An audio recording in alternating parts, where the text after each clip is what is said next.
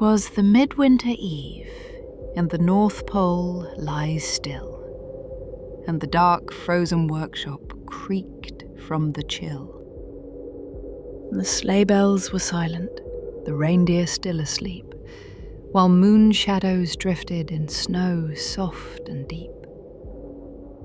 Krampus's elves bustled in cramped, chilly rows, with icicles clinging to lashes and nose. For all through the year, without sleep, without pay, they laboured for Santa and Krampus's sleigh. But young Jinx, the Moon-Born, was troubled and weary. He found the monstrous Krampus to be quite cruel and scary. Jinx's heart was too tender, too soft and sincere, too full of compassion for mortals to fear. He wished upon stars, year after year, that he'd have just one chance to bring hope and bring cheer.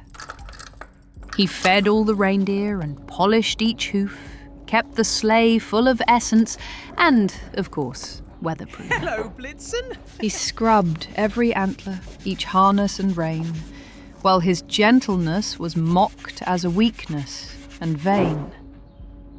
For Santa and Krampus, both Venomite born, moon forged by Selene on a long ago morn, were restless, awakened, and hunting a box that Will Scarlet stole from the grips of slithering locks.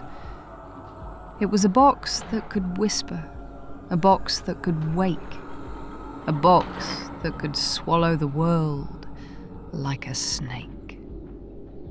Selene, in her worry, made creatures of might, venomites crafted by the shadow of night. But poor little Jinx felt a tremor inside, a calling to flee, a calling to hide. He longed for a home where his soul wouldn't spoil, for a life beyond frostbite and unending toil. So, the night before midwinter, cold as a tomb, as the two Venomites thundered out into the gloom, Jinx slipped to the sleigh with a heart beating quick and hid 'neath the essence tanks, silent and slick. The sleigh burst to life with a roar and a flare, with starfire trailing through crystalline air. They soared over snowfields and bright northern lights. Our Jinx has now realised he's not good with heights.